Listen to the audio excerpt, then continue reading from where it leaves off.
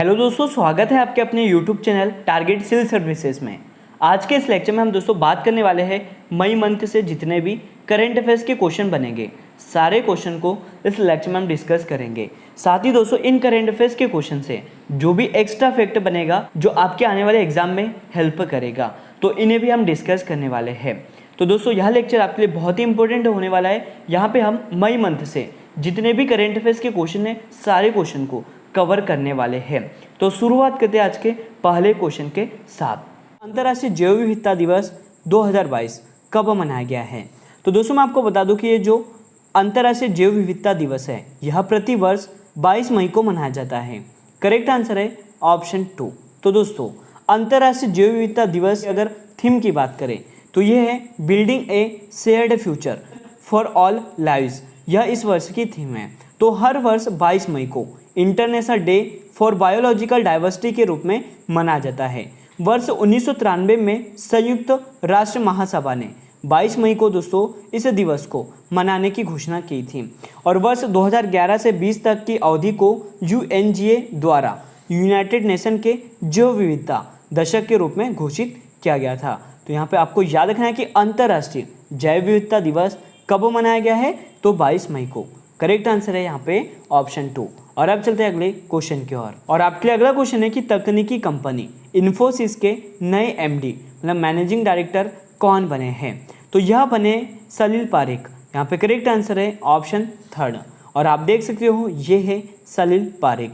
तो दोस्तों इन्फोसिस के MD और CEO यह कौन बन गए हैं? तो याद रखना सलील पारेख बन गए हैं। भारत की सबसे बड़ी IT कंपनी में से एक है इन्फोसिस, जिसकी स्थापना 7 जुलाई 1981 को की गई थी। इसका मुख्यालय बेंगलुरु में स्थित है और इसके जो अध्यक्ष है दोस्तों वह नंदन नीलेकानी हैं। और MD और CEO की बात करें तो यह सलील पारेख है। इन्फोसिस के जो संस्थापक है उनका नाम है दोस्तों NR नारायण मूर्ति और नंदन नीलेकनी है। ये आपको याद रखना है। तो याद रखना दोस्तों तकनीकी कंपनी इन्फोसिस के फिर से MD कौन बन गए हैं? तो यह सलील पारेख बन गए हैं। करेक्ट आंसर है ऑप्शन 3। और अब चलते हैं अगले क्वेश्चन की ओर। और आपके लिए अगला क्वेश्चन दोस्तों कि जोस रामोस हॉर्टा किस देश के नए राष्ट्रपति चुने गए हैं? तो दोस्तों ये जो जोस रामोस हॉर्टा है यह पूर्वी तिमोर के नए राष्ट्रपति बने हैं। करेक्ट आंसर है ऑप्शन 3। और आप देख सकते हो जोस रामोस हॉर्टा। तो दोस्तों पूर्वी तिमोर के स्वतंत्र सेनानी और नोबेल शांति पुरस्कार विजेता, जो कि 1996 में दोस्तों इन्हें नोबेल शांति पुरस्कार से सम्मानित किया गया था। तो यह जोस रामोस हॉर्टा ने पूर्वी तिमोर के 5वें राष्ट्रपति के रूप में शपथ ली है। इन्होंने दोस्तों इससे पहले 2007 से 2012 तक राष्ट्रपति और उससे पहले प्रधानमंत्री और उससे भी पहले विदेश मंत्री के रूप में कार्य किया है। और पूर्वी तिमोर के जो प्रधानमंत्री है वो वर्तमान में कौन है? तो यह टोर मतन रुआक है। याद रखना टोर मतन रुआक वर्तमान में पूर्वी तिमोर के प्रधानमंत्री है। तो याद रखना कि ये जो जोस रामोस हॉर्टा है इनको दोस्तों 1996 में शांति का नोबेल पुरस्कार दिया गया था। यहाँ पे करेक्ट आंसर है ऑप्शन 3 पूर्वी तिमोर। और अब चलते हैं अगले क्वेश्चन की ओर। और आपके अगला क्वेश्चन दोस्तों कि वर्ष 2022 में न्यू डेवलपमेंट बैंक मतलब NDB के बोर्ड ऑफ गवर्नर्स की जो 7वीं बैठक है इसकी अध्यक्षता किसने की है? इसकी अध्यक्षता की है दोस्तों निर्मला सीतारमण जी ने भारत की तरफ से। करेक्ट आंसर है ऑप्शन 4। और आप देख सकते हो ये है निर्मला सीतारमण जी, जो कि वर्तमान में दोस्तों भारत की वित्त मंत्री है। तो दोस्तों न्यू डेवलपमेंट बैंक की यह वार्षिक बैठक जिसकी अध्यक्षता इस वर्ष भारत द्वारा वर्चुअल मोड में आयोजित की गई है। इस बैठक का उद्देश्य है कि ब्रिक्स देशों और अन्य उभरती तथा विकासशील अर्थव्यवस्थाओं की सतत विकास की मूलभूत परियोजनाओं के लिए वित्तीय संसाधन जुटाना है। और इस वर्ष का जो विषय या थीम है वो क्या है दोस्तों? तो विकास प्रभाव का अनुकूलन। याद रखना विकास प्रभाव का अनुकूलन इस वर्ष की थीम है। तो यहाँ पे आपको याद रखना है कि वर्ष 2022 में जो न्यू डेवलपमेंट बैंक के बोर्ड ऑफ गवर्नर्स है इसकी 7वीं बैठक की जो अध्यक्षता है वो किसने की है? तो निर्मला सीतारमण जी ने भारत की तरफ से की है। करेक्ट आंसर है ऑप्शन 4। अगला क्वेश्चन है दोस्तों कि किस भारतीय को national academy of sciences of America का सदस्य चुना गया है? तो दोस्तों national academy of sciences of America का जो सदस्य है वह डॉक्टर कमल बावा को चुना गया है। यहाँ पे करेक्ट आंसर है ऑप्शन 3। और आप देख सकते हो ये है डॉक्टर कमल बावा। तो दोस्तों बेंगलुरु स्थित Ashok trust for research in ecology and environment के प्रमुख डॉक्टर कमल बावा को US national academy of sciences के लिए चुना गया है। तो याद रखना यहाँ पे करेक्ट आंसर है ऑप्शन थर्ड, डॉक्टर कमल बावा को national academy of sciences of America का सदस्य चुना गया है। और अब चलते हैं अगले क्वेश्चन की ओर। और आपके लिए अगला क्वेश्चन है कि formula 1 race Spanish grand prix 2022 का जो खिताब है वह किसने जीता है? तो दोस्तों इस खिताब को जीत लिया है मैक्स वर्स्टैपन ने। करेक्ट आंसर है ऑप्शन 1 और आप देख सकते हो ये है मैक्स वर्स्टैपन। तो दोस्तों मैक्स वर्स्टैपन जो कि रेडबुल नीदरलैंड के खिलाड़ी है और इन्होंने formula 1 race Spanish grand prix 2022 का खिताब अपने नाम कर लिया है। दोस्तों यहाँ पे हाल ही में जो ग्रैंड प्रिक्स हुए थे उनकी बात कर लेते हैं। तो मियामी ग्रैंड प्रिक्स का जो खिताब है वो मैक्स वर्स्टैपन ने ही जीता है। बहरीन ग्रैंड प्रिक्स का खिताब चार्ल्स लेक्लर ने और ऑस्ट्रेलियन ग्रैंड प्रिक्स का खिताब चार्ल्स लेक्लर ने। साथ ही दोस्तों एमिलिया रोमांगना ग्रैंड प्रिक्स का जो खिताब है वह मैक्स वर्स्टैपन ने जीता था। तो यह सभी इंपोर्टेंट ग्रैंड प्रिक्स है जो आपको याद रखना है। और अब चलते हैं अगले क्वेश्चन की ओर। आपके लिए अगला क्वेश्चन है कि दिल्ली के नए उपराज्यपाल दोस्तों कौन होंगे? तो दोस्तों दिल्ली के जो नए लेफ्टिनेंट गवर्नर होने वाले हैं उन्हीं का नाम है विनय कुमार सक्सेना। यहाँ पे करेक्ट आंसर है ऑप्शन 4 और आप देख सकते हो ये है विनय कुमार सक्सेना जो कि दिल्ली के नए उपराज्यपाल लेफ्टिनेंट गवर्नर होने वाले हैं। तो दोस्तों भारत के राष्ट्रपति रामनाथ कोविंद जी ने श्री विनय कुमार सक्सेना को राष्ट्रीय राजधानी क्षेत्र दिल्ली का उपराज्यपाल नियुक्त किया है। विनय कुमार सक्सेना दोस्तों खादी और ग्रामोद्योग आयोग के वर्तमान में अध्यक्ष है जो कि सूक्ष्म लघु और मध्यम उद्यम मंत्रालय के तहत एक संगठन है। तो यहाँ पे आपको याद रखना है कि जो दिल्ली है दोस्तों इसके नए उपराज्यपाल कौन होंगे? तो विनय कुमार सक्सेना होने वाले हैं। करेक्ट आंसर है ऑप्शन 4। क्वेश्चन है आपके लिए कि आतंकवाद विरोधी दिवस मतलब एंटी टेररिज्म डे कब मनाया गया है?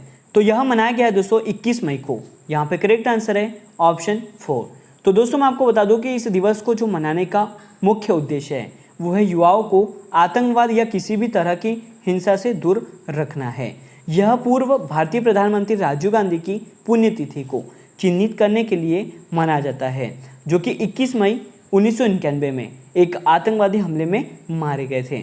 तमिलनाडु में दोस्तों एक चुनाव अभियान के दौरान लिट्ठे के आतंकवादियों ने उनकी हत्या कर दी थी। तो यहाँ पे आपको याद रखना है कि आतंकवादी विरोधी दिवस कब मनाया जाता है? तो 21 मई को। यहाँ पे करेक्ट आंसर है ऑप्शन 4। क्वेश्चन है आपके लिए विश्व स्वास्थ्य संगठन मतलब वर्ल्ड हेल्थ ऑर्गेनाइजेशन के प्रमुख कौन बने हैं? तो दोस्तों मैं आपको बता दूं कि विश्व स्वास्थ्य संगठन के फिर से जो अध्यक्ष मतलब प्रमुख है वह टेड्रोस एडोहम बन गए हैं। तो करेक्ट आंसर है ऑप्शन 1 और आप देख सकते हो ये है टेड्रोस एडनॉम। यह दोस्तों विश्व स्वास्थ्य संगठन के प्रमुख बन गए हैं। तो मैं आपको बता दूं WHO का प्रमुख के रूप में चुना गया है। डॉक्टर टेड्रोस एडनॉम पहली बार 2017 में WHO के प्रमुख के रूप में चुने गए थे। यहाँ पे हम बात कर रहे हैं वर्ल्ड हेल्थ ऑर्गेनाइजेशन की। इसकी स्थापना 7 अप्रैल 1948 को की गई थी और इसका मुख्यालय स्विट्जरलैंड के जेनेवा में स्थित है। तो ये सभी महत्वपूर्ण पॉइंट है वर्ल्ड हेल्थ ऑर्गेनाइजेशन से जो आपको याद रखना है। तो याद रखना है विश्व स्वास्थ्य संगठन के जो प्रमुख है वह कौन बन गए हैं? तो ये टेड्रोस एडनॉम बन गए हैं। करेक्ट आंसर है ऑप्शन 1। और अब चलते हैं अगले क्वेश्चन की ओर। और आपके लिए अगला क्वेश्चन है कि भारत किस वायरस से प्रभावित देशों से आने वाले यात्रियों की स्क्रीनिंग करेगा? तो यह करने वाला है दोस्तों भारत मंकी पॉक्स से प्रभावित जो यात्री हैं उनकी स्क्रीनिंग। करेक्ट आंसर है ऑप्शन 3। तो दोस्तों केंद्र सरकार ने यूरोप, अफ्रीका, अमेरिका और ऑस्ट्रेलिया सहित 11 देशों से आने वाले यात्रियों की स्क्रीनिंग के लिए सभी हवाई अड्डों पर अलर्ट जारी किया है। विश्व स्तर पर मंकी पॉक्स के लगभग 100 मामले सामने आए हैं। फ्रांस, जर्मनी, बेल्जियम, संयुक्त राज्य अमेरिका और ऑस्ट्रेलिया में भी मंकी पॉक्स के मामले सामने आए हैं। तो दोस्तों आपको याद रखना है कि भारत मंकी पॉक्स वायरस से प्रभावित देशों से आने वाले यात्रियों की स्क्रीनिंग करने वाला है। और अब चलते हैं अगले क्वेश्चन की ओर। आपके लिए अगला क्वेश्चन है कि इस राज्य की सरकार ने संभव पोर्टल को लॉन्च किया है। तो दोस्तों ये जो संभव पोर्टल है इसे लॉन्च किया गया है उत्तर प्रदेश राज्य की सरकार के द्वारा। करेक्ट आंसर है ऑप्शन 2। तो दोस्तों उत्तर प्रदेश राज्य सरकार ने बिजली उपभोक्ताओं की शिकायतों की सुनवाई करने के लिए संभव पोर्टल को लॉन्च किया है। संभव एक मल्टी मॉडल प्लेटफॉर्म है जिसे सार्वजनिक शिकायतों को तेजी से और प्रभावी ढंग से निपटाने और सार्वजनिक सेवा वितरण को पारदर्शी और जवाबदेही बनाने के लिए लॉन्च किया गया है। तो यहाँ पे करेक्ट आंसर है ऑप्शन 2 उत्तर प्रदेश राज्य। यहाँ पे हम दोस्तों बात कर लेते हैं उत्तर प्रदेश राज्य की। तो वर्तमान में यहाँ के जो मुख्यमंत्री है वह योगी आदित्यनाथ है और यहाँ की जो राज्यपाल है वह आनंदीबेन पटेल है। उत्तर प्रदेश की राजधानी की बात करें तो यह लखनऊ है। लोकसभा सीट 80, राज्यसभा सीट 31 और विधानसभा सीट 403 है। और विधान परिषद की सीट की बात करें तो यह 100 है। तो यह सभी महत्वपूर्ण पॉइंट है उत्तर प्रदेश राज्य से जो आपको याद रखना है। आपके लिए अगला क्वेश्चन है कि हाल ही में देश की पहली महिला कॉम्बैट एविएटर कौन बनी है। तो दोस्तों मैं आपको बता दूं कि हमारे देश भारत की पहली महिला कॉम्बैट एविएटर वह बन गई है अभिलाषा बराक। करेक्ट आंसर है ऑप्शन 3। और आप देख सकते हो दोस्तों ये है अभिलाषा बराक जिन्हें सम्मानित किया जा रहा है। तो दोस्तों भारतीय सेना को हाल ही में आर्मी एविएशन कॉर्प्स के रूप में पहली महिला अधिकारी मिली है। कैप्टन अभिलाषा बराक को कॉम्बैट एविएटर के तौर पर आर्मी में शामिल किया गया है। वे इस मुकाम तक पहुंचने वाली पहली महिला अधिकारी भी है। साथ ही यहाँ पे एक इम्पोर्टेंट पॉइंट है कि वायुसेना की जो फ्लाइंग ऑफिसर है अवनी चतुर्वेदी, दोस्तों इन्होंने साल 2018 में लड़ाकू विमान उड़ाने वाली यह पहली भारतीय महिला बनी थी। यहाँ पे हम बात कर रहे हैं आर्मी एविएशन कॉर्प्स की। तो दोस्तों आर्मी एविएशन कॉर के उम्मीदवारों को नासिक में combat army aviation training school में प्रशिक्षित किया जाता है और यह कोर भारतीय सेना में युद्धभूमि सहायता सैन्य सर्वेक्षण की प्रमुख भूमिका में काम करता है। तो यहाँ पे याद रखना करेक्ट आंसर है ऑप्शन 3 अभिलाषा बराक जो कि देश की पहली महिला है जो कॉम्बैट एविएटर बनी है। और अब चलते हैं नेक्स्ट क्वेश्चन की ओर। और आपके लिए अगला क्वेश्चन है कि क्वाड लीडर्स शिखर सम्मेलन 2022 में भारत की तरफ से किसने अध्यक्षता की है। तो दोस्तों भारत की तरफ से अध्यक्षता की है हमारे देश के प्रधानमंत्री नरेंद्र मोदी जी ने। करेक्ट आंसर है ऑप्शन 3। तो दोस्तों प्रधानमंत्री नरेंद्र मोदी जी ने जापान में आयोजित क्वाड लीडर शिखर सम्मेलन 2022 में भारत की तरफ से अध्यक्षता की है। इस सम्मेलन का उद्देश्य है कि अमेरिका, ऑस्ट्रेलिया, भारत, जापान के बीच सहयोग को और मजबूत करना है। इंडो पैसिफिक क्षेत्र के विकास पर चर्चा भी करना है। क्वाड की हम बात कर रहे हैं मतलब क्वाड्रिलेटरल सिक्योरिटी डायलॉग। तो दोस्तों ये जो क्वाड है यह भारत, अमेरिका, ऑस्ट्रेलिया और जापान देशों का एक समूह है। क्वाड लीडर्स शिखर सम्मेलन 2021 का जो आयोजन है दोस्तों वह व्हाइट हाउस अमेरिका में हुआ था और 2022 का जो आयोजन है वो जापान में हुआ है। तो याद रखना यहाँ पे करेक्ट आंसर है ऑप्शन 3। भारत की तरफ से किसने अध्यक्षता की है तो नरेंद्र मोदी। आपके लिए अगला क्वेश्चन दोस्तों कि वास्तविक औद्योगिक अनुसंधान पुरस्कार 2020 किसने जीता है। तो मैं आपको बता दूं कि जो वास्तविक औद्योगिक अनुसंधान पुरस्कार है इसे जीता है ए गोपाल कृष्णन ने। करेक्ट आंसर है ऑप्शन 1 ए गोपाल कृष्णन। और आप देख सकते हो ये है दोस्तों ए गोपाल कृष्णन। तो मैं आपको बता दूं कि central marine fisheries research institute के निदेशक डॉक्टर ए गोपाल कृष्णन ने कृषि विज्ञान और प्रौद्योगिकी की श्रेणी में वर्ष 2020 के लिए प्रतिष्ठित वास्तविक औद्योगिक अनुसंधान पुरस्कार को जीत लिया है। वास्तविक औद्योगिक अनुसंधान पुरस्कार उन वैज्ञानिकों और शोधकर्ताओं को प्रदान किया जाता है जिन्होंने कृषि विज्ञान सहित विभिन्न क्षेत्रों में उत्कृष्ट प्रदर्शन किया है। तो यहाँ पे आपको याद रखना है दोस्तों कि वास्तविक औद्योगिक अनुसंधान पुरस्कार 2020 किसने जीता है तो यह ए गोपाल कृष्णन ने। करेक्ट आंसर है ऑप्शन 4। और दोस्तों यदि आप जनवरी 2021 से याद रखना जनवरी 2021 से अप्रैल 2022 तक world and national current affairs की अगर आप PDF परचेज करना चाहते हो तो आप हमारे व्हाट्सएप नंबर 7566836900 पर हमसे संपर्क कर सकते हैं। तो अब शुरुआत करते हैं दोस्तों नेक्स्ट क्वेश्चन की कि किस अलगाववादी नेता को कोर्ट ने उम्र कैद की सजा सुनाई है। तो यह सजा सुनाई है दोस्तों यासीन मलिक को। राइट आंसर है ऑप्शन 3। और ये है दोस्तों जो अलगाववादी नेता था यह है यासीन मलिक जिसको उम्र कैद की सजा सुना दी है। अलगाववादी नेता यासीन मलिक को पटियाला हाउस कोर्ट ने टेरर फंडिंग केस में दोस्तों उम्र कैद का फरमान सुना दिया है। यासीन को NIA कोर्ट पहले ही दोषी करार दे चुका था। यासीन पर दोस्तों पाकिस्तान के समर्थन से कश्मीर में आतंकवादी घटना के लिए फंडिंग करने और आतंकवादियों को तबाही का सामान मुहैया कराने के लिए कई केस दर्ज किए गए थे। 2017 में यासीन मलिक के खिलाफ NIA ने टेरर फंडिंग का मामला दर्ज किया था। यहाँ पे हम दोस्तों बात कर रहे हैं नेशनल इन्वेस्टिगेशन एजेंसी मतलब NIA की, जिसकी स्थापना 2009 में की गई थी। भारत में आतंकवाद का मुकाबला करने के लिए भारत सरकार द्वारा स्थापित एक इन्वेस्टिगेशन एजेंसी है NIA। यह केंद्रीय आतंकवाद विरोधी कानून प्रवर्तन एजेंसी के रूप में कार्य करती है। तो याद रखना दोस्तों, यह NIA से सभी महत्वपूर्ण पॉइंट है। अगला क्वेश्चन है कि यात्रा और पर्यटन विकास सूचकांक 2021 में कौन सा देश शीर्ष स्थान पर रहा है? तो इसमें शीर्ष पर जो रहने वाला देश है दोस्तों वो है जापान। यहाँ पे करेक्ट आंसर है ऑप्शन 1। तो दोस्तों विश्व आर्थिक मंच का यात्रा और पर्यटन विकास सूचकांक 117 अर्थव्यवस्थाओं का आकलन करता है और यह अर्थव्यवस्था में यात्रा और पर्यटन के सस्टेनेबल एंड फ्लेक्सिबल डेवलपमेंट के लिए प्रमुख कारकों की पहचान करता है। भारत का रैंक दोस्तों 2019 की बात करें तो यह 46वां था और यह 2021 में दोस्तों गिरकर कितना हो गया है? तो 54 हो गया है। मैं आपको बता दूं कि भारत दक्षिण क्षेत्र में दोस्तों शीर्ष स्थान पर रहा है।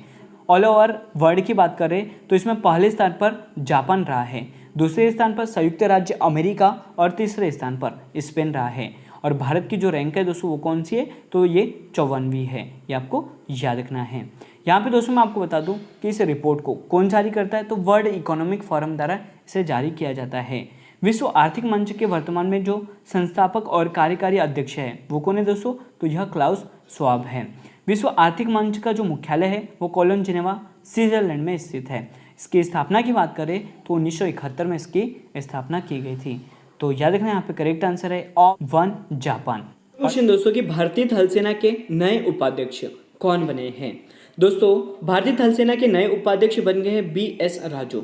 करेक्ट आंसर है ऑप्शन 2। और आप देख सकते हो दोस्तों ये है BS राजू जिन्होंने मनोज पांडे का स्थान लिया है। साथ ही दोस्तों यहाँ पे हम बात करें भारतीय थल सेना की, जिसकी स्थापना 1 अप्रैल 1895 को की गई थी और इसका मुख्यालय नई दिल्ली में स्थित है।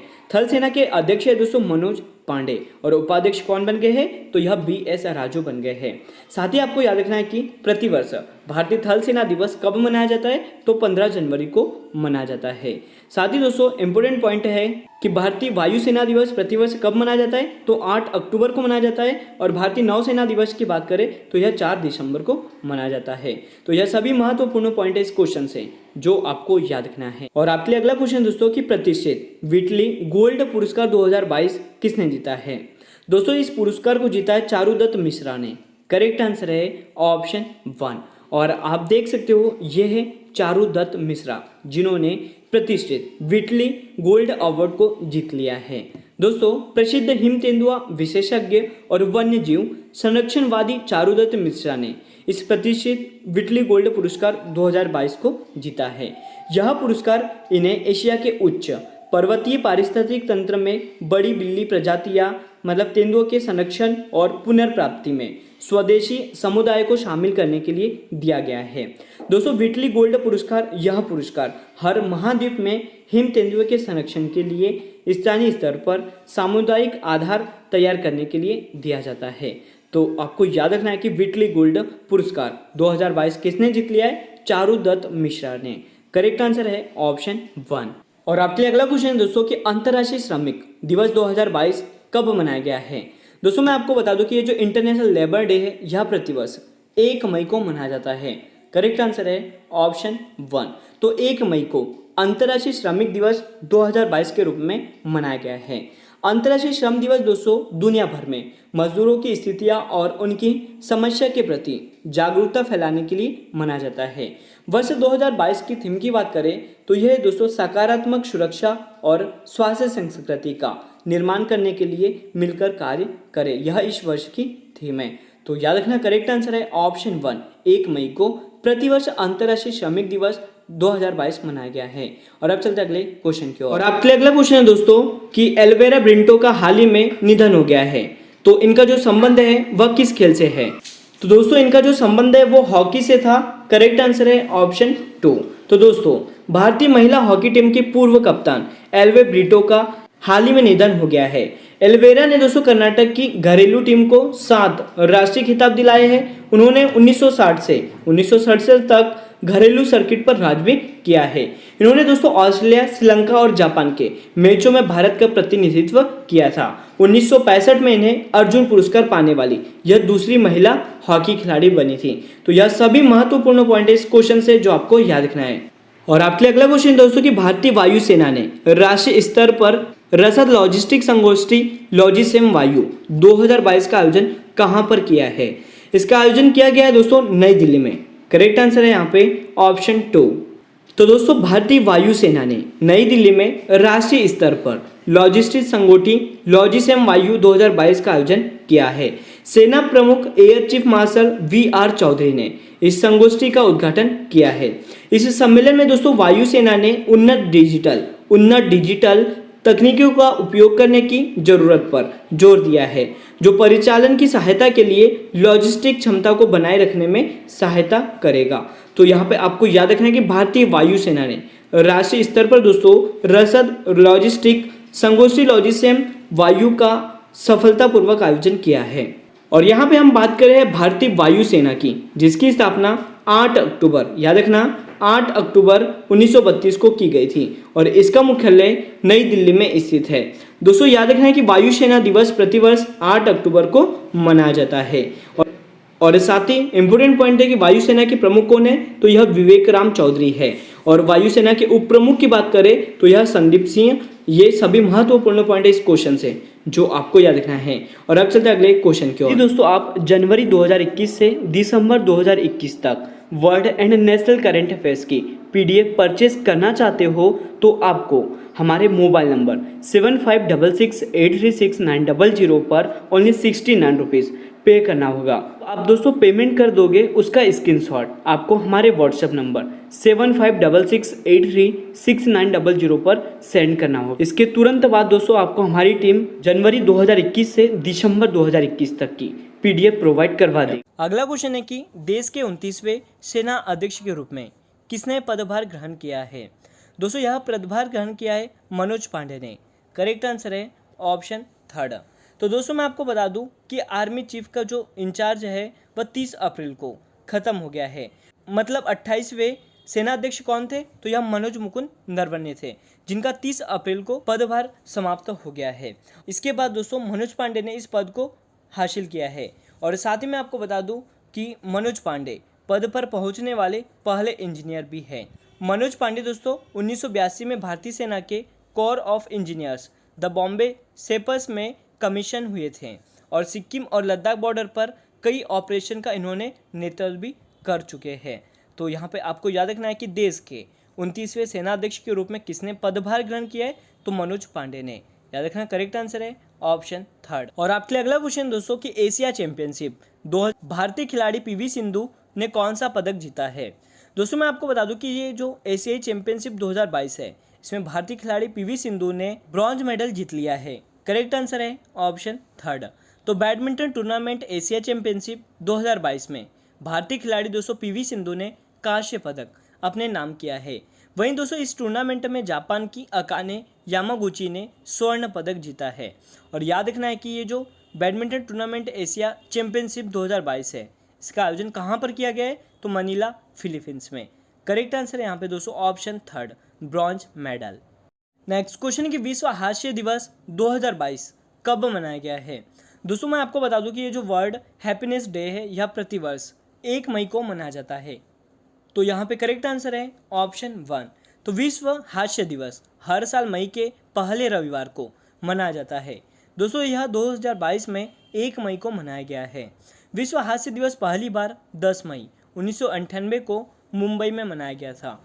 दोस्तों विश्व हास्य दिवस की जो शुरुआत है वह 1998 में दुनिया भर में लाफ्टर योगा मूवमेंट के संस्थापक डॉक्टर मदन कटारिया ने की थी।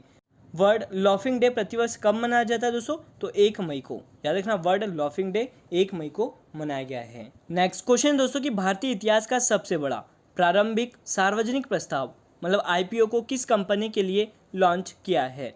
दोस्तों यह लॉन्च किया है LIC के लिए। करेक्ट आंसर है ऑप्शन 2। तो भारतीय इतिहास का जो सबसे बड़ा प्रारंभिक सार्वजनिक प्रस्ताव IPO दोस्तों भारतीय जीवन बीमा निगम मतलब SI के लिए लॉन्च हुआ है। केंद्र सरकार ने भारतीय जीवन बीमा निगम का प्रारंभिक सार्वजनिक प्रस्ताव प्राइस बैंड दोस्तों 902 से 949 रुपये प्रति इक्विटी शेयर तय किया है। अभी तक दोस्तों लिस्ट हो चुके शेयरों में सबसे बड़ा आईपीओ पेटीएम का था। यहाँ पे हम बात करें पेटीएम के आईपीओ की तो दोस्तों यह 2.46 बिलियन डॉलर का था। यहाँ पे दोस्तों मैं आपको आईपीओ का एक मतलब बता देता हूँ कि एक कंपनी जब अपने सामान्य स्टॉक या शेयर को पहली बार जनता के लिए जारी करता है, इसे ही दोस्तों आईपीओ मतलब प्रारंभिक सार्वजनिक प्रस्ताव कहते हैं। ये आपको याद रखना है। करेक्ट आंसर है ऑप्शन 2 LIC। नेक्स्ट क्वेश्चन दोस्तों कि प्रधानमंत्री नरेंद्र मोदी जी के नए सलाहकार कौन बन गए हैं। दोस्तों मैं आपको बता दूं कि तरुण कपूर, और अब तरुण कपूर प्रधानमंत्री नरेंद्र मोदी जी के नए सलाहकार होंगे, और आप देख सकते हो ये है तरुण कपूर। साथ ही दोस्तों तरुण कपूर ने किसका स्थान लिया है, तो अमित खरे का स्थान इन्होंने लिया है। तो नए सलाहकार कौन बन गए हैं, तरुण कपूर बन गए हैं। अब चलते हैं अगले क्वेश्चन की ओर। क्वेश्चन के हाल ही में जारी विश्व प्रेस स्वतंत्रता सूचकांक 2022 में भारत किस स्थान पर रहा है। दोस्तों भारत की जो रैंक है वह इस इंडेक्स में 150वीं रही है। करेक्ट आंसर है ऑप्शन 4। तो विदाउट बॉर्डर से द्वारा जारी विश्व प्रेस स्वतंत्रता सूचकांक 2022 में भारत दोस्तों 150वें स्थान पर रहा है। पिछले साल दोस्तों भारत की अगर बात करें तो 142वें स्थान पर रहा था, और अब फिसल कर दोस्तों 150वें स्थान पर आ गया है। भारत के अन्य पड़ोसी देश की जो रैंकिंग है दोस्तों वह काफ़ी गिरी है। यहीं पे हम बात करें पाकिस्तान की, जो कि 157वें स्थान पर रहा है, श्रीलंका 146वें और बांग्लादेश 162वें स्थान पर, और म्यांमार दोस्तों 176वें स्थान पर रहा है। यह रैंकिंग दोस्तों कुल 180 देशों की जाती है, जिसमें से भारत की जो रैंक है वो 150वीं है। याद रखना करेक्ट आंसर है ऑप्शन 4 150वीं। केंद्र सरकार ने स्वच्छ ईंधन बेहतर जीवन के लिए हर वर्ष किस दिन को दोस्तों उज्ज्वला दिवस के रूप में मनाने की घोषणा की है। तो दोस्तों 1 मई को उज्ज्वला दिवस के रूप में मनाने की घोषणा की है। करेक्ट आंसर है ऑप्शन 1। तो केंद्र सरकार ने स्वच्छ ईंधन बेहतर जीवन के लिए हर वर्ष 1 मई को उज्ज्वला योजना बनाने उज्ज्वला दिवस मनाने की घोषणा की है। दोस्तों प्रधानमंत्री नरेंद्र मोदी जी ने 1 मई 2016 को उत्तर प्रदेश के बलिया से उज्ज्वला योजना के पहले चरण का शुभारंभ किया था। प्रधानमंत्री उज्ज्वला योजना की इन्हीं उपलब्धियों का उत्सव मनाने के लिए पेट्रोलियम और प्राकृतिक गैस मंत्रालय ने दोस्तों 1 मई को उज्ज्वला दिवस के रूप में मनाने का निर्णय लिया है। करेक्ट आंसर है ऑप्शन 1। नेक्स्ट क्वेश्चन दोस्तों कि इसरो किस वर्ष शुक्रयान 1 भेजेगा। तो दोस्तों मैं आपको बता दूं कि इसरो शुक्रयान 1 को 2024 में भेजने वाला है। करेक्ट आंसर है ऑप्शन 2। इसरो ने दोस्तों 4 मई को बताया कि देश के पास शुक्र पर मिशन भेजने की क्षमता भी है। तो हमारा देश भारत दिसंबर 2024 में शुक्र ग्रह के अध्ययन के लिए दोस्तों शुक्रयान 1 को भेजने वाला है। यह यान सौरमंडल के सबसे गर्म ग्रह की परिक्रमा करते हुए अध्ययन करेगा। इसरो के अध्यक्ष दोस्तों एस सोमनाथ ने बताया है कि मिशन की जो प्रोजेक्ट रिपोर्ट है यह बन गई है तथा जरूरी फंड जुटा भी लिया है। तो भारत ने दोस्तों साल 2017 में शुक्रयान 1 की मिशन की जानकारी दी थी। तो यहाँ पे करेक्ट आंसर हो गया ऑप्शन 2, 2024 में भेजने वाले शुक्रयान 1। यहाँ पे हम दोस्तों बात कर रहे हैं इसरो की, मतलब इंडियन स्पेस रिसर्च ऑर्गेनाइजेशन की। भारतीय अंतरिक्ष अनुसंधान संगठन की स्थापना की बात करें तो यह 15 अगस्त 1969 को की गई थी। इसका मुख्यालय दोस्तों बेंगलुरु कर्नाटक में स्थित है। संस्थापक विक्रम साराभाई है। अध्यक्ष की बात करें तो यह एस सोमनाथ है, और पहले अध्यक्ष कौन थे दोस्तों, तो यह विक्रम साराभाई थे। तो यह सभी महत्वपूर्ण पॉइंट है इस रो से जो आपको याद रखना है। और आपके लिए अगला क्वेश्चन है कि 8000 मीटर से ऊंची 5 चोटियां फतह करने वाली पहली भारतीय महिला कौन बनी है। यह बनी है दोस्तों प्रियंका मोहिते। करेक्ट आंसर है ऑप्शन 2। तो दोस्तों महाराष्ट्र के सतारा की प्रियंका मोहिते 5 मई को कंचनजंगा पर्वत, जिसकी ऊंचाई है 8586 मीटर की चढ़ाई करने के बाद 800 मीटर से अधिक ऊंची 5 चोटियों को फतह करने वाली पहली भारतीय महिला बन गई है। दुनिया की तीसरी सबसे ऊंची चोटी दोस्तों कंचनजंगा है, और ये माउंट एवरेस्ट और K2 के बाद सबसे ऊंची चोटी भी है। तो यहाँ पे याद रखना करेक्ट आंसर है ऑप्शन 2। प्रियंका मोहिते 8000 मीटर से ऊंची 5 चोटियां फतह करने वाली भारत की पहली महिला बन गई है। और अब चलते हैं अगले क्वेश्चन की ओर आपके लिए कि कैनेस फिल्म फेस्टिवल किस देश को कंट्री ऑफ ऑनर चुना गया है। कंट्री ऑफ ऑनर चुना है वह हमारे देश भारत को चुना है? करेक्ट आंसर है ऑप्शन 2। तो दोस्तों इस साल यह फेस्टिवल 17 मई से 28 मई 2022 तक आयोजित किया जाएगा और यह पहली बार है जब फेस्टिवल में ऑनर ऑफ कंट्री किया जा रहा है। इस साल से शुरू हुई दोस्तों इस नई परंपरा को भविष्य में होने वाली फिल्म फेस्टिवल के संस्करणों में भी रखा जाएगा। और इस साल दोस्तों दीपिका पादुकोण को कैनेस फिल्म फेस्टिवल में जूरी के तौर पर चुना गया है। तो याद रखना करेक्ट आंसर है ऑप्शन 2, भारत को कैनेस फिल्म फेस्टिवल में कंट्री ऑफ ऑनर के लिए चुना गया। और आपके लिए अगला क्वेश्चन है कि किस प्रसिद्ध संतूर वादक का हाल ही में निधन हो गया है? तो निधन हो गया दोस्तों पंडित शिव कुमार शर्मा का। करेक्ट आंसर है ऑप्शन 3। तो दोस्तों मैं आपको बता दूं कि मशहूर संतूर वादक पंडित शिव कुमार शर्मा का कार्डियक अरेस्ट के चलते निधन हो गया है। पंडित शिव कुमार शर्मा का जो जन्म है वह 13 जनवरी 1938 को जम्मू में हुआ था। संतूर दोस्तों जम्मू कश्मीर का एक लोक वाद्य यंत्र था जिसे इंटरनेशनल फेम दिलाने का जो श्रेय है वह पंडित शिव कुमार शर्मा को जाता है। इन्होंने दोस्तों 1955 में महज 17 साल की उम्र में पंडित शिव कुमार शर्मा ने मुंबई में संतूर वादन का अपना पहला शो किया था। यहाँ पे हम दोस्तों बात कर रहे हैं पंडित शिव कुमार शर्मा जी की। तो यहाँ पे कुछ रिलेटेड इनसे पुरस्कार देख लेते हैं। तो इनको दोस्तों संगीत नाटक अकेडमी 1986 से नवाजा गया था। साथ ही पद्मश्री पुरस्कार से इन्हें 1991 में सम्मानित किया गया था और पद्म विभूषण से दोस्तों इनको 2001 में सम्मानित किया था। तो याद रखना दोस्तों कि प्रसिद्ध संतूर वादक जिनका हाल ही में निधन हो गया उनका नाम है पंडित शिव कुमार शर्मा। करेक्ट आंसर है ऑप्शन 3। और आपके लिए अगला क्वेश्चन है कि विश्व रेड क्रॉस दिवस 2022 कब मनाया गया है? दोस्तों यह मनाया गया है 8 मई को। यहाँ पे करेक्ट आंसर है ऑप्शन 2। तो विश्व रेड क्रॉस दिवस जिसे वर्ल्ड रेड क्रॉस या रेड क्रिसेंट डे के रूप में जाना जाता है दोस्तों यह प्रतिवर्ष 8 मई को मनाया जाता है। यह दिवस रेड क्रॉस और अंतर्राष्ट्रीय रेड क्रॉस समिति के संस्थापक हेनरी डुटेंट की जयंती के उपलक्ष्य में मनाया जाता है। मैं आपको बता दूं वर्ष 2022 की हम यहाँ पे थीम की बात करें तो ये है दोस्तों बी ह्यूमन काइंड। ये इस वर्ष की थीम है जो आपको याद रखना है। करेक्ट आंसर है ऑप्शन 2। 8 मई को हर वर्ष विश्व रेड क्रॉस दिवस मनाया जाता है। और अब चलते हैं अगले क्वेश्चन की ओर। और आपके लिए अगला क्वेश्चन है कि 26 बार दुनिया की सबसे ऊंची चोटी माउंट एवरेस्ट पर चढ़ाई करने वाले दुनिया के पहले व्यक्ति कौन बन गए हैं? यह बन गई है दोस्तों कामी रीता शेरपा। करेक्ट आंसर है ऑप्शन 1। याद रखना कामी रीता शेरपा 26 बार दुनिया की सबसे ऊंची माउंट एवरेस्ट पर चढ़ाई करने वाले दुनिया के पहले व्यक्ति बन गए हैं। इनका जो संबंध है दोस्तों वो कौन से देश से? तो नेपाल से है। तो मैं आपको बता दूं कि नेपाल के कामी रीता शेरपा रिकॉर्ड 26 बार दुनिया की सबसे ऊंची चोटी माउंट एवरेस्ट पर चढ़ाई करने वाले दुनिया के पहले व्यक्ति हैं। कामी रीता शेरपा ने दोस्तों पहली बार 13 मई 1994 को माउंट एवरेस्ट पर फतह हासिल की थी। यहाँ पे हम बात कर रहे हैं माउंट एवरेस्ट की। तो दोस्तों इसको थोड़ा डिटेल में समझ लेते हैं। तो हिमालय की जो सबसे ऊंची चोटी है दोस्तों वह कौन सी है? तो यह माउंट एवरेस्ट है।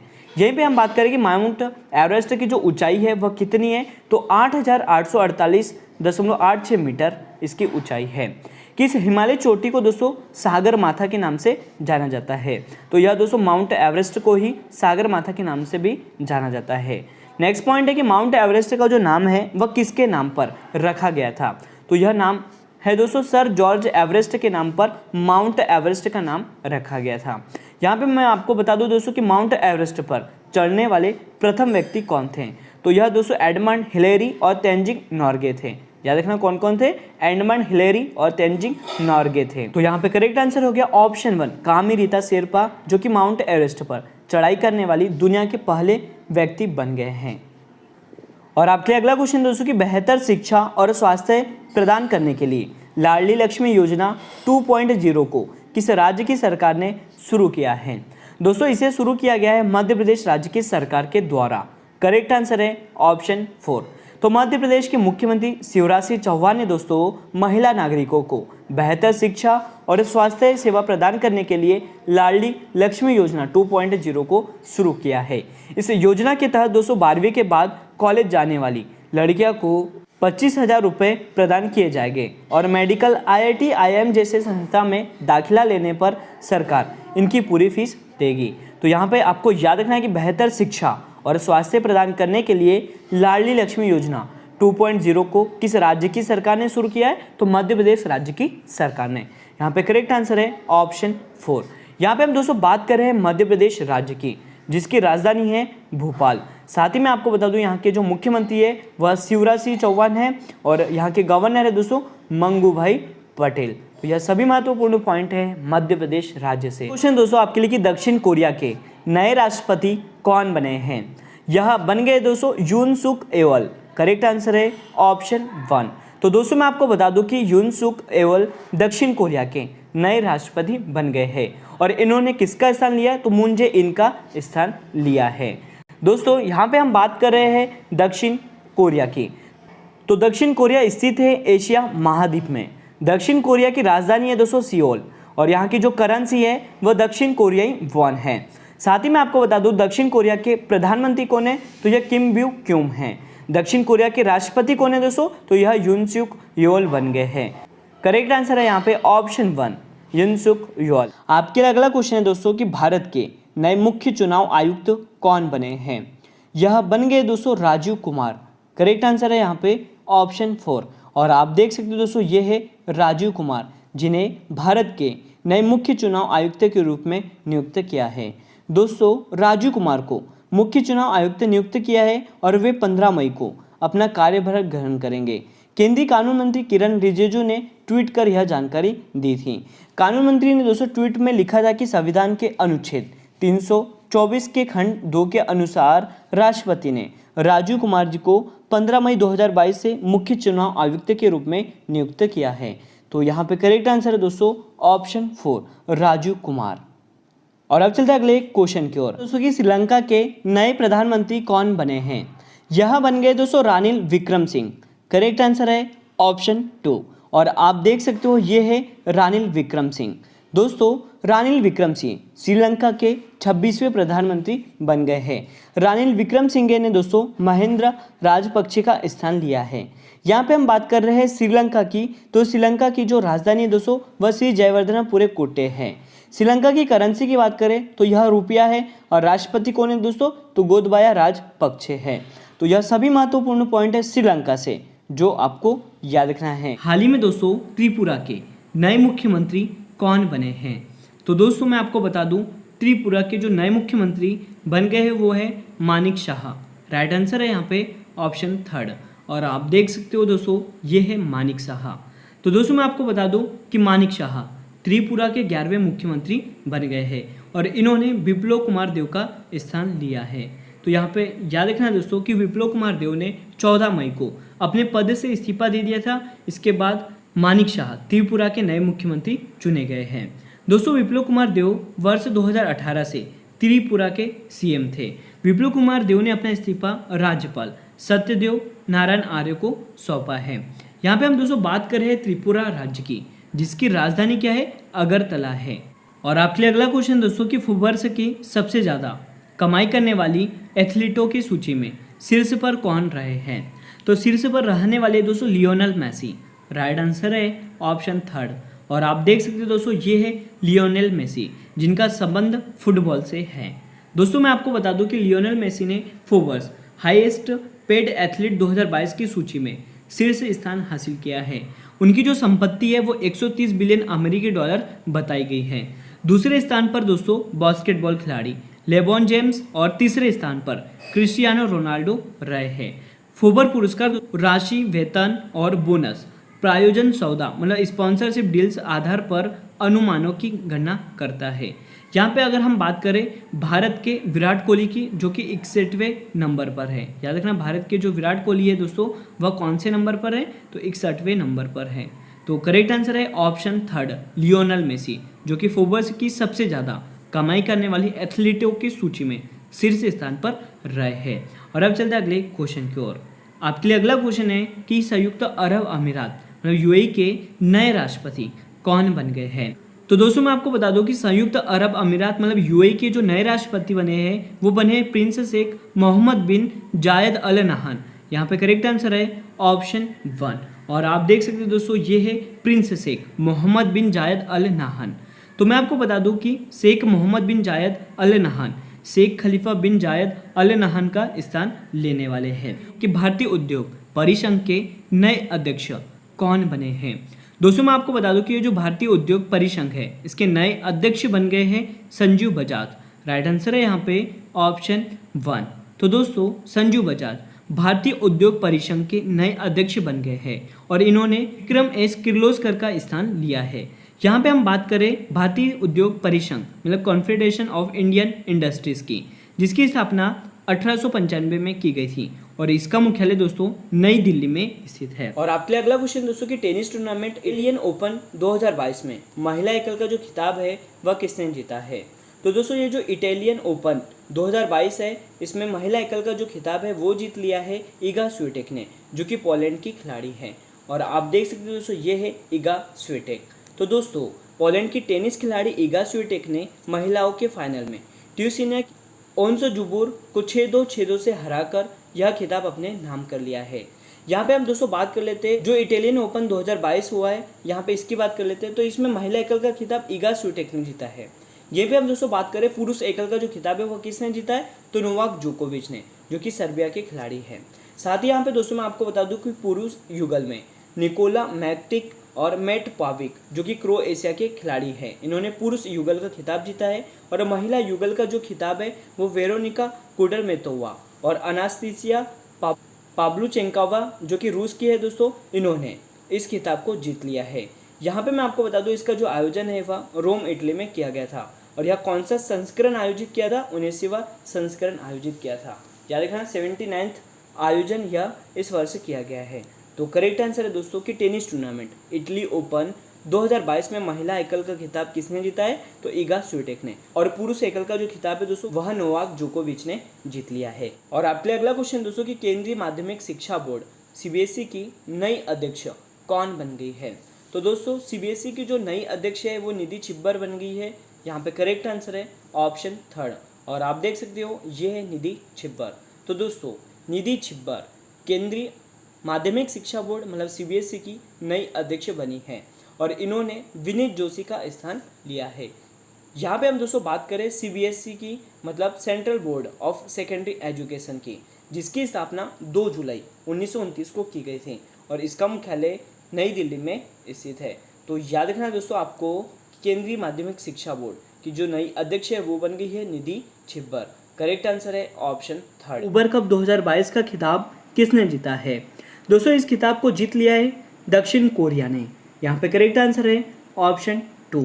तो दोस्तों जिस प्रकार पुरुषों को बैडमिंटन के लिए थॉमस कप होता है उसी प्रकार दोस्तों महिलाओं के लिए उबर कप होता है।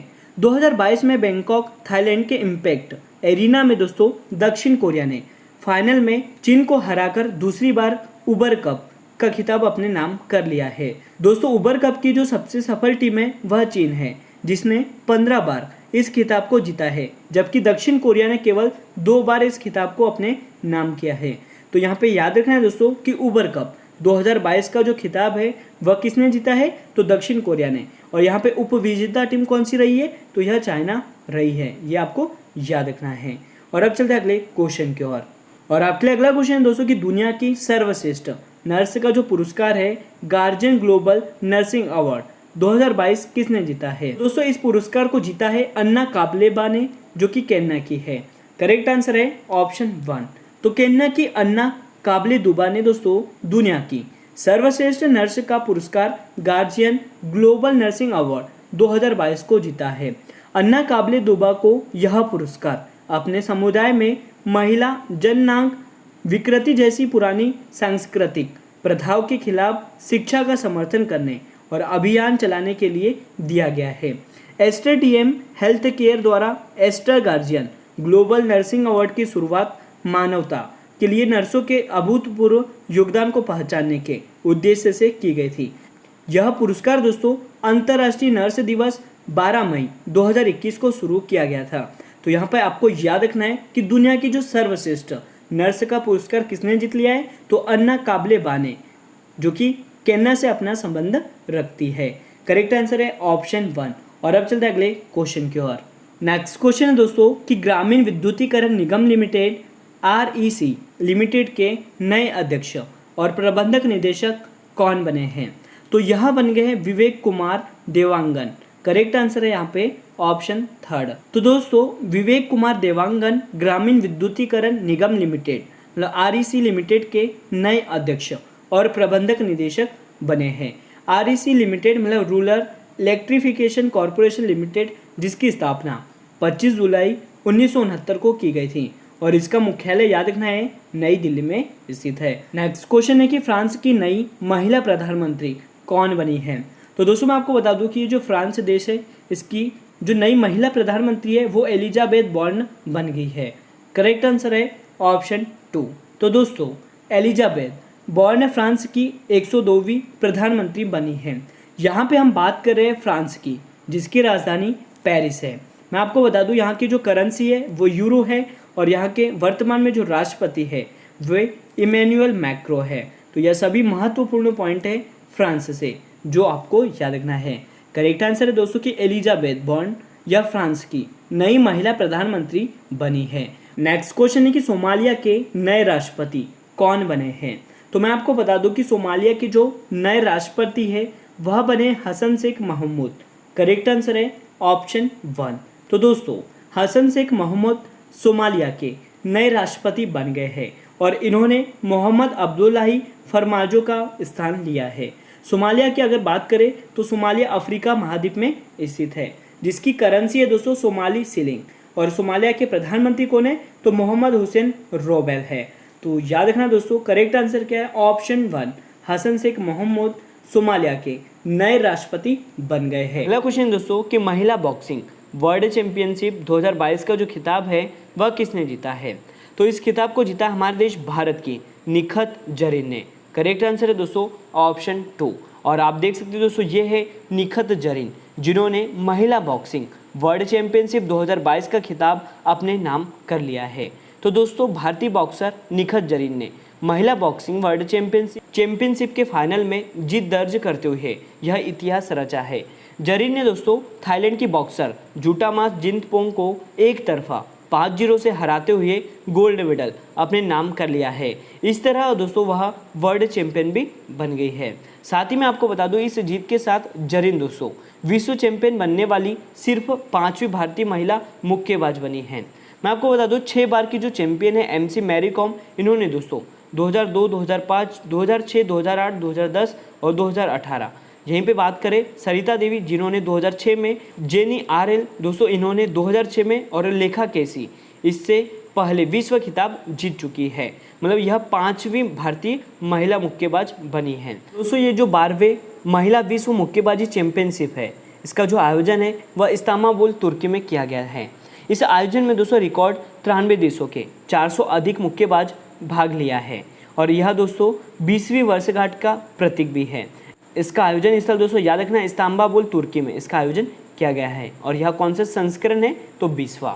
तो करेक्ट आंसर है यहाँ पे ऑप्शन 2 निखत जरीन जो कि भारत की है दोस्तों। इन्होंने महिला बॉक्सिंग वर्ल्ड चैंपियनशिप का खिताब अपने नाम कर लिया है और इसमें उप विजेता जो रही है वो कौन है तो जूटामास जिंतपोंग रही है जो कि थाईलैंड की है। और अब चलते हैं अगले क्वेश्चन की ओर। नेक्स्ट क्वेश्चन दोस्तों कि राष्ट्रपति रामनाथ कोविंद ने किस देश की संसद के दोनों सदनों को संबोधित किया है। तो हाल ही में दोस्तों राष्ट्रपति रामनाथ कोविंद जी ने जमैका के दोनों सदनों को संबोधित किया है और आप देख सकते हो दोस्तों ये है रामनाथ कोविंद जी। तो प्रेसिडेंट रामनाथ कोविंद ने कैरिबियाई देश जमैका की संसद के दोनों सदनों की संयुक्त बैठक मतलब जॉइंट मीटिंग को संबोधित किया है। इसके अलावा दोस्तों राष्ट्रपति जी ने जमैका द्वारा किंगस्टन में एक एवेन्यू का नाम भी BR अम्बेडकर के नाम पर रखा है और उसका भी उद्घाटन रामनाथ कोविंद जी ने किया था। तो यहाँ पे याद रखना करेक्ट आंसर है ऑप्शन 3 जमैका मतलब राष्ट्रपति रामनाथ कोविंद जी ने दोस्तों जमैका देश की संसद के दोनों सदनों को हाल ही में संबोधित किया है। आपके लिए अगला क्वेश्चन दोस्तों कि भारतीय शेयर बाजार बॉम्बे स्टॉक एक्सचेंज मतलब BSE के नए अध्यक्ष कौन बने हैं। तो यह बने हैं SS मुंद्रा। करेक्ट आंसर है ऑप्शन 2। और आप देख सकते हो दोस्तों ये है SS मुंद्रा जो कि भारतीय शेयर बाजार बॉम्बे स्टॉक एक्सचेंज के नए अध्यक्ष बन गए हैं। तो दोस्तों मैं आपको बता दूं कि SS मुंद्रा ने विक्रमजीत सेन का स्थान लिया है। यहाँ पे हम बात करें बॉम्बे स्टॉक एक्सचेंज की जिसका मुख्यालय मुंबई में स्थित है। अध्यक्ष SS मुद्रा बन गए हैं। इसकी स्थापना दोस्तों 9 जुलाई 1875 को की गई थी और इसका मुख्यालय याद रखना मुंबई महाराष्ट्र में स्थित है। और इसके MD एंड CO कौन है दोस्तों, तो यह आशीष कुमार चौहान हैं। उत्तराखंड उच्च न्यायालय के नए मुख्य न्यायाधीश कौन बने हैं, तो दोस्तों उत्तराखंड राज्य के जो नए मुख्य न्यायाधीश है वो बन गए हैं विपिन सांघी। यहाँ पे करेक्ट आंसर है ऑप्शन 1 और आप देख सकते हो ये है विपिन सांघी। तो दोस्तों विपिन सांघी उत्तराखंड उच्च न्यायालय के 12वें मुख्य न्यायाधीश बन गए हैं और विपिन सांघी ने संजय कुमार का स्थान लिया है। उत्तराखंड की जो स्थापना है दोस्तों वह 9 नवंबर 2000 को की गई थी। साथ ही मैं आपको बता दूं उत्तराखंड की राजधानी तो 2 कैपिटल है, एक है देहरादून और दूसरी है गैरसन। देहरादून दोस्तों विंटर कैपिटल है और गैरसन समर कैपिटल है। यहीं पे आपको बता दूं उत्तराखंड के मुख्यमंत्री कौन है, तो यह पुष्कर सिंह धामी हैं और यहाँ के जो गवर्नर दोस्तों वह गुरमीत सिंह हैं। तो यह सभी महत्वपूर्ण पॉइंट है उत्तराखंड राज्य से जो आपको याद रखना है। और आपके लिए अगला क्वेश्चन दोस्तों कि विश्व एड्स वैक्सीन दिवस मतलब वर्ल्ड एड्स वैक्सीन डे कब मनाया गया है, तो यह मनाया गया है दोस्तों 18 मई को। यहाँ पे करेक्ट आंसर है ऑप्शन 3। तो विश्व एड्स वैक्सीन दिवस पहली बार 18 मई 1998 को मनाया गया था। एड्स और इसके टीके की आवश्यकता के बारे में दोस्तों जागरूकता पैदा करने के लिए दुनिया भर में इस दिवस को मनाया जाता है। यहाँ पे हम दोस्तों बात कर रहे हैं HIV मतलब ह्यूमन इम्यूनो डेफिशिएंसी वायरस की। इसको रोकने के लिए दोस्तों वर्तमान में कोई भी टीका उपलब्ध नहीं है। इसको डिटेल में समझते हैं। यहाँ पे सबसे पहले हम बात कर रहे हैं एड्स के फुल फॉर्म की, तो यह है दोस्तों एक्वायर्ड इम्यूनो डेफिशिएंसी सिंड्रोम। यह एक वायरल डिसीज है। यहाँ पे हम बात करें HIV दोस्तों जो एड्स का मुख्य कारण है। एड्स पहली बार यूनाइटेड स्टेट ऑफ अमेरिका में 1981 में दर्ज किया गया था। मतलब इसका पहला मामला कहाँ पर देखा गया था, तो USA में। यहीं पे दोस्तों मैं आपको बता दूं कि यह शरीर की प्रतिरक्षा प्रणाली को नुकसान पहुंचाता है। और वर्ल्ड एड्स डे कब मनाया जाता है, तो 1 दिसंबर को प्रतिवर्ष मनाया जाता है। ये काफ़ी बार एग्जाम में पूछा है दोस्तों, याद रखना कि वर्ल्ड एड्स डे कब मनाया जाता है, तो 1 दिसंबर को मनाया जाता है। और यहाँ पे एड्स का फुल फॉर्म याद रखना और HIV का मतलब जो एड्स है वो किसके कारण होता है, तो एड्स का जो मुख्य कारण वो HIV है। और आपके लिए अगला क्वेश्चन है कि किस भारतीय को commander of the order of the British Empire 2022 से सम्मानित किया है, तो यह सम्मानित किया है दोस्तों जय पीरामल को। करेक्ट आंसर है ऑप्शन 3 और आप देख सकते हैं दोस्तों ये है जय पीरामल। तो ब्रिटेन की महारानी एलिजाबेथ द्वितीय ने भारतीय अजय पीरामल को ब्रिटिश मानद पुरस्कार commander of the order of the British Empire 2022 से सम्मानित किया है। दोस्तों इन्हें यह पुरस्कार ब्रिटेन भारत व्यापार संबंधों में उनकी सेवाओं के लिए मिला है। Commander of the order of the British Empire पुरस्कार को ब्रिटेन द्वारा राष्ट्रीय स्तर पर प्रमुख भूमिका निभाने के लिए प्रदान किया जाता है। तो याद रखना यहाँ पे करेक्ट आंसर क्या हो गया, ऑप्शन 3 जय पीरामल को commander of the order of the British Empire 2022 से सम्मानित किया है। और अब चलते हैं अगले क्वेश्चन की ओर। अगला क्वेश्चन दोस्तों कि भारत सरकार के द्वारा किस परिषद के गठन की घोषणा की गई है, तो दोस्तों मैं आपको बता दूं कि भारत सरकार के द्वारा भारतीय कपास परिषद की गठन की घोषणा की गई है। यहाँ पे करेक्ट आंसर है ऑप्शन 2। तो भारतीय कपास परिषद का जो गठन है दोस्तों वह सुरेश भाई कोटक की अध्यक्षता में किया जाएगा। इसमें कपड़ा, कृषि, वाणिज्य, भारतीय कपास निगम, कपास अनुसंधान संस्थान और वित्त मंत्रालय के प्रतिनिधि शामिल होंगे।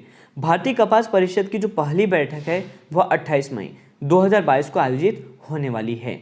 परिषद का दोस्तों मुख्य उद्देश्य है कि भारत में कपास के क्षेत्र में सुधार लाना है।